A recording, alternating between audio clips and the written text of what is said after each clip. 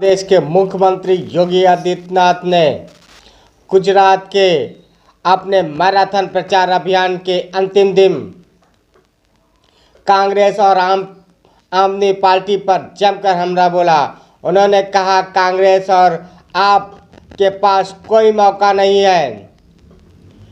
Bharatiya Janata party Gujarat में प्रचंड बहुमत के साथ सत्ता में वापसी कर रही है।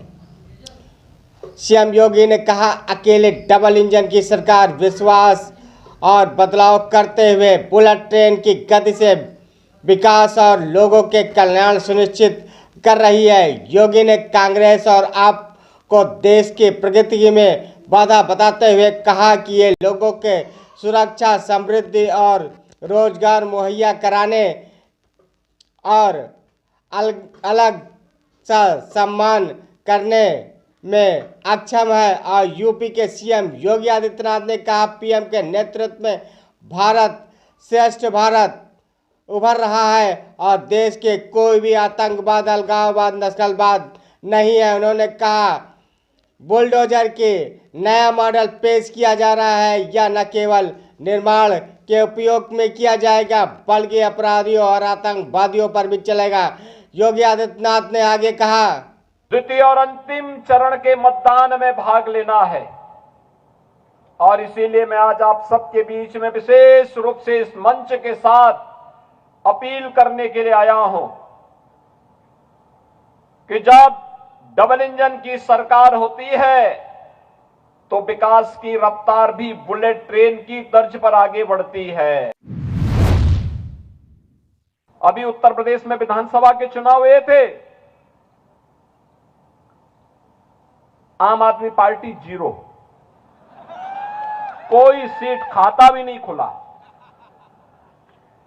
कांग्रेस 2 सीट, 403 में से 2 सीट कांग्रेस के पास।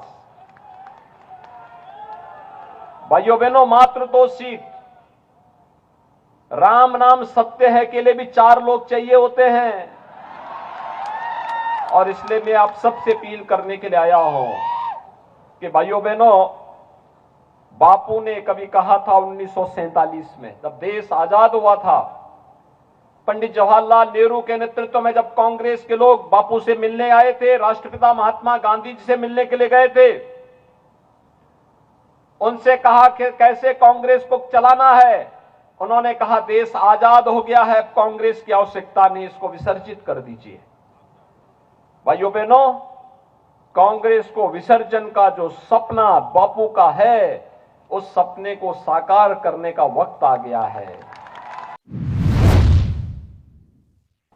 ये आस्था का सम्मान क्या कांग्रेस कर पाती? क्या कांग्रेस अयोध्या में राम मंदिर का निर्माण कर पाती? आम आदमी पार्टी कर पाती? काशी विश्वनाथ धाम का निर्माण कांग्रेस या आम आदमी पार्टी कर पाती? और कश्मीर से धारा 370 को क्या कांग्रेस या आम आदमी पार्टी हटा पाती? भाइयों बहनों, ये न सुरक्षा दे सकते हैं, न सम्मान दे सकते हैं, न रोजगार दे सकते हैं, न गरीबों के दुख के साथ दुखी हो सकते हैं, न अपनी संवेदना ही व्यक्त कर सकते हैं। इनको क्यों चुनना है?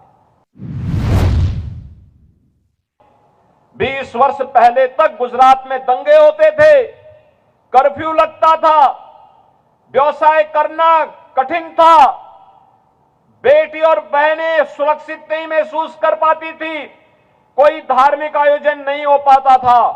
लेकिन 20 वर्ष पहले मोदी जी के नेतृत्व में गुजरात के कर्फ्यू पर और गुजरात के दंगों पर हमेशा के लिए विराम हो गया।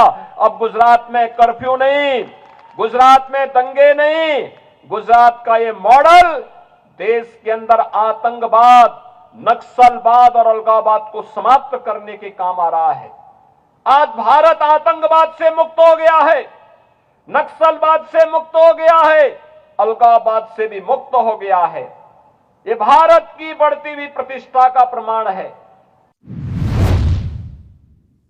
जब भारत की राजनीति अविश्वास और कांग्रेस के भ्रष्टाचार के कारण व्यापक असंतोष और अव्यवस्था का कारण बन रही थी, तब गुजरात के तत्कालीन मुख्यमंत्री श्री नरेंद्र भाई मोदी जी को भारत की कमान गुजरात की ओर से देने को मिला। और भाइयों बहनों, आज मोदी जी के नेतृत्व में एक भारत श्रेष्ठ भारत की परिकल्पना साकार हो